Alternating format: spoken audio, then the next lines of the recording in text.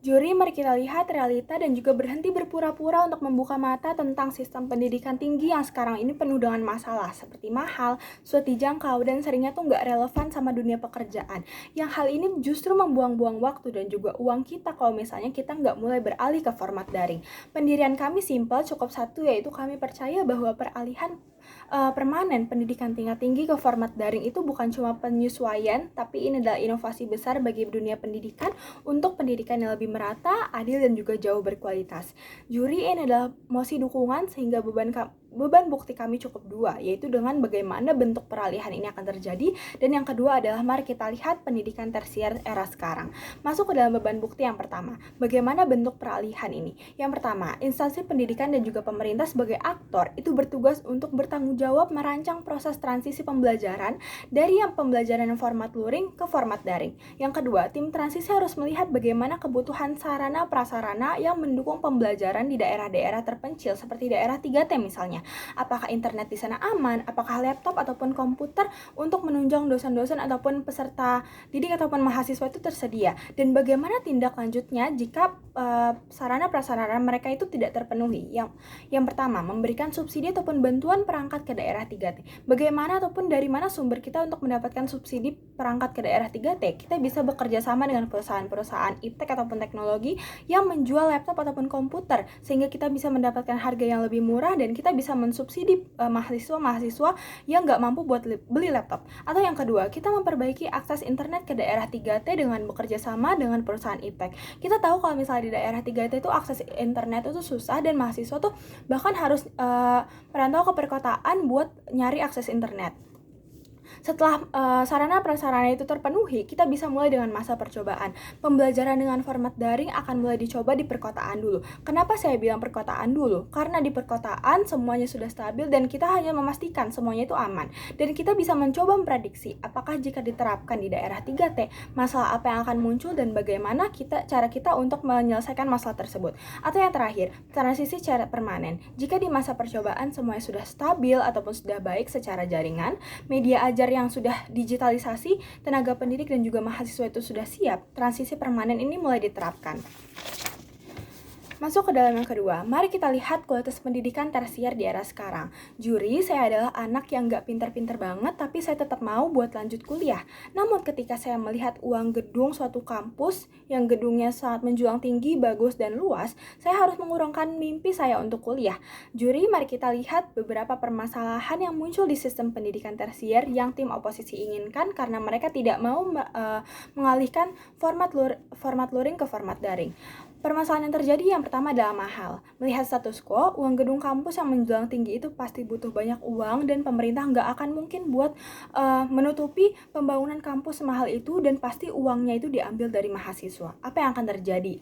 Mahasiswa nggak akan mau kuliah karena uang masuknya mahal dan mereka malah akan putus pendidikan. Atau yang kedua, esensi dari pendidikan itu akan hilang karena uang. Pendidikan itu seharusnya memudahkan mahasiswanya yang udah mau buat melanjutkan kuliah dengan mempermudah akses pemerataan ataupun akses biaya, bukan malah menyusahkan mereka untuk melanjutkan kuliah. Atau yang kedua, kita akan melihat permasalahan seperti pembangunan kampus yang nggak merata. Juri, kita tahu kalau misalnya kampus yang kualitasnya itu sebagus UI, ITB ataupun UGM itu cuma ada di pulau-pulau besar dan siswa yang punya semangat belajar harus jauh-jauh merantau karena di daerah mereka, daerah 3T itu nggak ada kampus bagus itu. Kenapa mereka sampai mau merantau? Ada dua hal. Yang pertama, dunia pekerjaan itu melihat kamu lulusan dari mana. Mereka melihat latar belakang kampus kamu. Kalau kamu lulusan kampus gak terkenal, kecil kemungkinan kamu buat lolos kerja. Atau yang kedua, fasilitas di kampus di daerah 3T itu gak memadai. Kita tahu kalau misalnya di daerah 3T itu akses internet susah, komputer gak secanggih di kota, ataupun lain semacamnya seperti laboratorium. Bayangkan kalau misalnya kamu seorang dokter, tapi kamu kuliah di kampus 3T yang fasilitas laboratorium ataupun peralatan-peralatan lain yang menunjang kamu untuk menjadi dokter itu nggak sememadai, nggak secanggih apapun yang ada di UI. Tapi juri, sadarilah permasalahan ini akan sirna jika UI, UGM ataupun ITB beralih ke pembelajaran daring.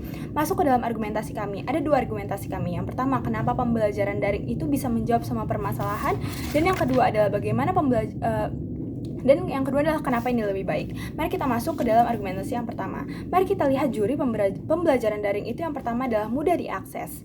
mudah diakses siapapun, dimanapun, dan kapanpun. Ketika kamu nggak punya ongkos buat ke kampus, kamu masih bisa ikut kelas yang internet ataupun laptopnya itu disubsidi oleh pemerintah, jadi kamu nggak mengeluarkan uang lagi. Atau ketika kamu sakit, kamu nggak akan ketinggalan kelas karena kamu masih bisa lewat Google Meet ataupun Zoom Meeting.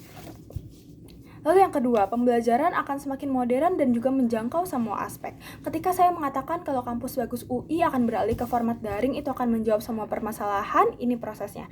Ketika kamu anak dari keluarga yang kurang mampu dan nggak bisa buat bayar uang kuliah, kamu bisa tetap masuk UI, UGM, ataupun ITB yang biayanya jadi lebih murah karena kamu nggak harus bayar uang gedung ataupun kamu nggak usah beli laptop baru karena laptop atau internet kamu tuh udah disubsidi dari pemerintah, sehingga kamu bisa memfokuskan diri kamu tuh untuk belajar lebih serius tanpa kamu harus bekerja untuk mencari uang untuk membayar kuliah kamu. Atau yang kedua, ketika kamu tinggal di daerah 3T, kamu nggak usah ribet-ribet nyari sinyal, harus ngerantau karena internet di desa kamu itu udah diperbaiki sama pemerintah yang bekerja sama dengan perusahaan-perusahaan internet. Atau yang ketiga, fasilitas di kampus kamu itu udah lebih modern dan dengan hanya ikut kelas daring di UI, misalnya kualitas lulusan kamu tuh nggak akan diremehkan oleh perusahaan-perusahaan atau kantor karena kamu tuh masuk kelas UI yang dimana sarjana kamu itu udah nggak diragukan lagi kualitasnya. Atau argumen yang kedua, kenapa ini lebih baik? Saya yakin tim oposisi masih akan mengkhawatirkan masalah-masalah seperti kualitas lulusan ataupun korupsi.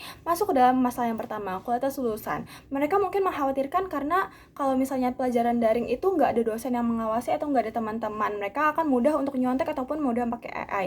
Ketika kita mengadopsi pembelajaran daring, pembelajaran itu akan sudah tersistematis yang dilengkapi dengan fitur-fitur keamanan yang sekarang pun udah ada yang namanya pendeteksi AI, dan dosen pun gak akan selengah itu dengan AI. Atau yang kedua, korupsi. Juri, pada proses transisi ini kami berkolaborasi dengan pihak ketiga yang akan menjamin transparansi dari kegiatan ini. Kenapa? Karena pihak ketiga gak akan mau rugi dan pengawasan itu akan diperketat, sehingga kami sudah menyelesaikan permasalahan-permasalahan yang akan muncul di sisi kami. Bangga menjadi tim pro.